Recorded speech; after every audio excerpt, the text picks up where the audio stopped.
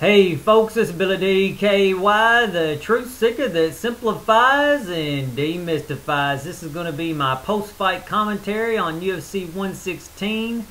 Brock Lesnar versus Shane Carwin. That's the only fight we're going to talk about because it's the only one I'm interested in. It's the only one I watch. So anyway, first thing I got to say is, wow, what a great fight, man. We got to see Shane Carwin on top of Brock Lesnar beating his ass down. Then we got to see, Brock Lesnar coming back in the second round and basically taking Shane Carwin to the ground and submitting him with, I think it's an anaconda choke or something like that. I'm not for sure on the technical name, but we all seen it, that watched it. I mean, all I can say, man, that was a great battle between two giants, and, I basically would love to see that fight again because I know both fighters learned a lot from that fight, and I think both of them learned some humility and learn to, respect that they can be defeated.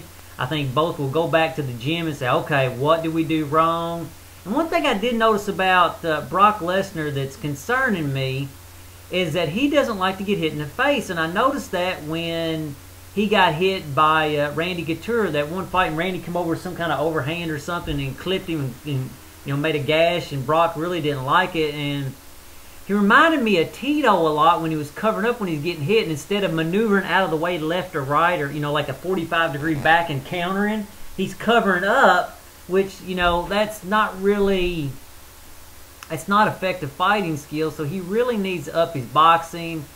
It's obvious that Brock's really focused more on the ground now than punching, and like I say, he's got to learn how to maneuver, and when he gets hit, not to cover up, but to maneuver. He needs to learn some Machida kind of striking, maybe, man. That's what he needs to do. So anyway, like I say, it's a great fight. So let me see what else I got wrote here. Oh yeah, over the next 6 months, I think the heavyweight division is going to be awesome to watch. You got Brock Lesnar, and Shane Carwin by no means is a loser. He's still right there at the top. He came close to stopping Brock Lesnar, and it was real close a couple times. I thought the ref was going to stop, and he come down that huge elbow once, like, damn, it's like. So it's going to be fun with watching Junior and Kane. I think they said Kane's going to fight Brock next. So, Junior and Kane fighting Brock Lesnar, and then Shane Carwin. You still got Gonzaga in there.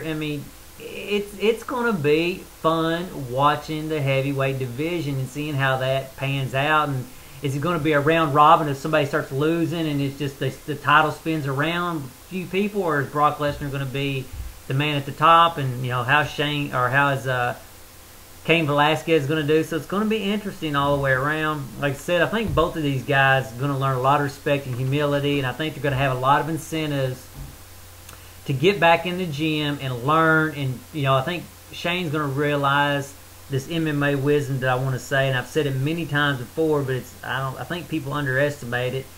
Use your energy wisely. You got to know when to turn it on and when to turn it off. And this is why I say fight with wisdom, not emotions. So anyway, it's a great fight. I'd like to say welcome back to Brock Lesnar to MMA, and thanks to Shane Carwin for putting it all online and putting on a great show. I think both guys did a great job, and it was a very interesting fight. It's intriguing, back and forth. It told us a lot about Brock Lesnar's heart. It also told us that, Shane does need the experience of going 2 rounds in a good fight like that with a big guy. And I think he's going to learn to conserve his energy, and if they fight again, I think it's going to be a much better fight. And again, Brock Lesnar really needs to work on his boxing, not covering up. Okay, with that said, people have been sending me messages. I haven't really been doing any videos on MMA. So the question is, am I back? And the answer to that is, in a very small way. I think really I'm done with most of the fights in MMA. I don't really want to see much of it. I think the main card's about all I want to see. Like the next one, I don't know who's fighting, but I know that, oh my gosh. Anderson Silva versus Chael Sonnen. So that ought to be an interesting fight. So I may talk about that. I may do a pre-fight, I might do a prediction video on that. But I'm going to try to keep it to a minimum. I don't know how much into the mind I'm going to do. Like I say, I've started getting more serious on trying to get the spiritual movement going, because, like I say, now I'm moved to a new apartment. I'm paying all the bills, and it's time to get serious and get a book out there or something going. So So I'm back, but I'm going to be back in a small way, and like I say, probably just be the main events and whatnot, and I don't know if there's really anything else I wanted to say other than, oh, I know what I was going to say. One of the reasons why I sort of got rid of the MMA is because I was trying so hard to make the spiritual movement go on that I wanted to drop everything that was getting in my way. And I realized you can't make something like that big and that profound. You can't make that kind of stuff happen overnight. You just got to set up the conditions to let it happen.